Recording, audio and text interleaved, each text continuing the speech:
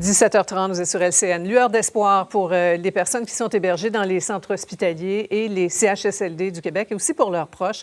Une consigne vient d'être envoyée aux dirigeants des hôpitaux et des centres d'hébergement pour qu'ils mettent en place des moyens de communication afin que les membres des familles soient capables, soient en mesure d'avoir des nouvelles de leurs proches hospitalisés. On sait que c'est vraiment pas facile en ce moment. Les visites sont interdites. Et pour en parler, avec nous, la ministre responsable des aînés et des proches aidants, Marguerite Blais. Bonsoir, Madame Blais. Bonsoir, Madame Thibault.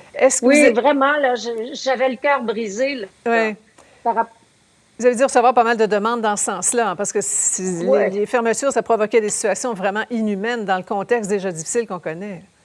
Écoutez, je recevais des messages sur toutes les plateformes, là, que ce soit Messenger, des courriels. Les gens trouvaient ça tellement difficile, en particulier pour les CHSLD, parce qu'il y a des familles qui visitent. C'est à la hauteur de 10% à peu près, mais il y a des gens qui y vont à tous les jours. Et de couper les liens comme ça, c'est assez difficile. Et on a demandé à tous les dirigeants des CIS et des CIUS de faire en sorte que dans leur établissement, qu'il y ait des personnes responsables des communications pour faire vraiment le lien entre les familles et la personne qui est hébergée.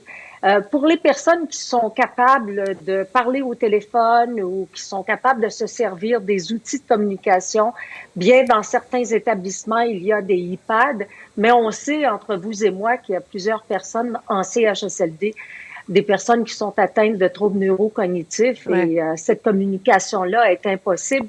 Donc, il faut quand même informer les familles de l'état de santé et de l'état de la personne hébergée. Ça m'apparaît comme étant fondamental. C'est essentiel. Bon, on prend un exemple très concret, là. Ma mère est en CHSLD. Je ne peux plus aller la voir depuis des semaines. Est-ce qu'il y a quelqu'un que je vais pouvoir appeler qui va être en charge de ces communications-là au CHSLD en question? Et je peux lui dire, ça fait des semaines que je n'ai pas parlé, montrez-la-moi sur un iPad? Oui, si l'établissement a un iPad. Sinon, la personne va pouvoir vous communiquer l'état de votre maman, comment ça va. Mais écoutez, il faut que les familles soient informées. C'est tellement important. Et puis, en tant que ministre responsable des proches aidants, je suis touchée par cette situation-là. Et vous le savez aussi, on a une ligne téléphonique Info Aidant. Et cette ligne-là était disponible durant la semaine. Maintenant, elle le sera 7 jours sur 7 pour être en mesure d'écouter les proches aidants quant à leur détresse psychologique, quant à leurs besoins. On va pouvoir faire des références aussi pour les orienter vers des services dans les différentes régions. Alors, je peux peut-être vous donner le numéro de téléphone si vous le souhaitez. C'est le 1-855-852-7784. Info Aidant, c'est la ligne des appuis aux aidants. Les appuis, il y en a partout à travers le Québec. Bien. On revient à la nouvelle consigne, Madame Blais. Est-ce que vous allez prioriser certaines clientèles? Vous parliez notamment des gens qui ont des problèmes neurocognitifs, là, les gens qui sont atteints d'Alzheimer. Je pense aussi aux patients qui sont en fin de vie. Est-ce qu'on priorise certaines clientèles ou on y va vraiment largement? Écoutez, je pense que quand on est préoccupé par des personnes hébergées dans les hôpitaux et les CHSLD, il faut être en mesure d'informer, de renseigner toutes les familles. Vous le savez aussi qu'on a une souplesse pour les personnes qui sont en fin de vie ou pour des causes humanitaires. Alors, on peut aller au chevet de ces personnes. C'est tout à fait logique, normal, en prenant des précautions. On prend de plus en plus de précautions par rapport à la propagation du virus. On le sait que les personnes âgées ne sont pas plus contagieuses que les plus jeunes, mais elles sont davantage susceptibles d'être touchées à cause de leur vulnérabilité. Alors, c'est la raison pour laquelle rien n'est épargné. Les mesures sont mises en place. Quand une personne a le symptôme de la COVID-19, on l'isole.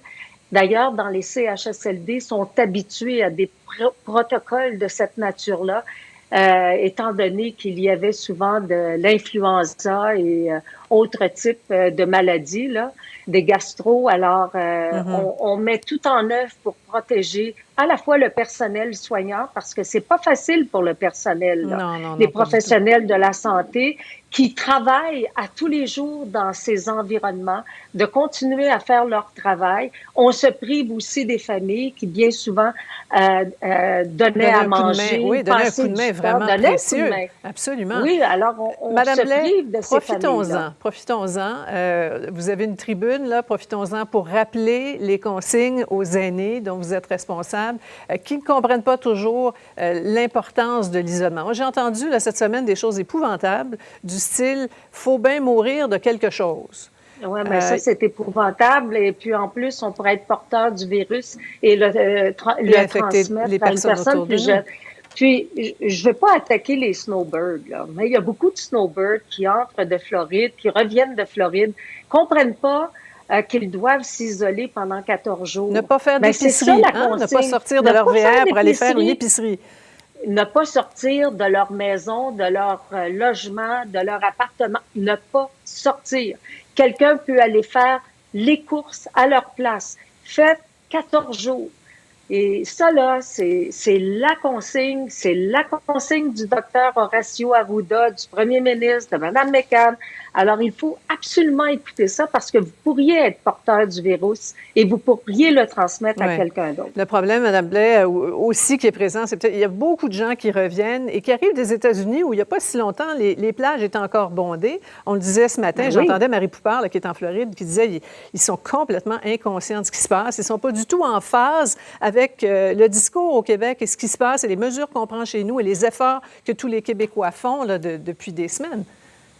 Bien, les gens devraient écouter le point de presse du premier ministre à tous les jours à 13 heures là, pour voir l'évolution, parce qu'il y a une évolution de la propagation, de voir les mesures qui sont mises en place. Je crois que c'est important de s'informer, de se sensibiliser, de garder une distance. On parlait de distanciation sociale, mais si on dit une distance physique, je crois qu'on comprend qu'une distance physique, là, 2 mètres, il faut, quand on prend une marche, il faut pas être à côté de quelqu'un puis prendre la personne par la main, là. Il faut garder sa distance physique. C'est très important. Il faut aussi arrêter de se faire des accolades. Là. C'est plus le temps de se faire des accolades avec des amis qu'on n'a pas vus depuis longtemps. Là. C'est de très grands changements. Oui, ce sont des sacrifices qu'on fait. Mais je crois que la société québécoise est une société résiliente, une société forte. En général, les gens écoutent les consignes du premier ministre, écoutent les consignes du gouvernement. Et vous autres, les médias, là, vous êtes un relais extraordinaire pour transmettre l'information à tous les jours aux personnes qui vous écoutent. Alors, vous faites tellement un travail essentiel, fondamental. Faut le répéter, le répéter, le répéter. On connaît ça, la communication, c'est toujours à force de répéter. Peut-être que les choses vont entrer à quelque part, mais je dis aux aînés, là, restez à la maison. Oui, absolument. Et on va répéter ce que j'ai vu passer ce matin sur les réseaux sociaux. On ne sort pas tant qu'on n'a pas le go d'Horacio. C'est pas mal, ça, quand même. Oui, c'est pas mal, ça. Et je répète, vous voyez le numéro là à l'écran, Info aidant, donc une ligne téléphonique pour les aidants qui maintenant est en fonction 7 jours sur 7, 1-855-852-7784. N'hésitez pas à appeler. Madame Blais, bon courage et puis on continue de multiplier les mesures, les communications à tout ce beau monde pour qu'on puisse ensemble venir à bout de cette pandémie. Bon courage à vous et à toute votre équipe aussi. Merci infiniment.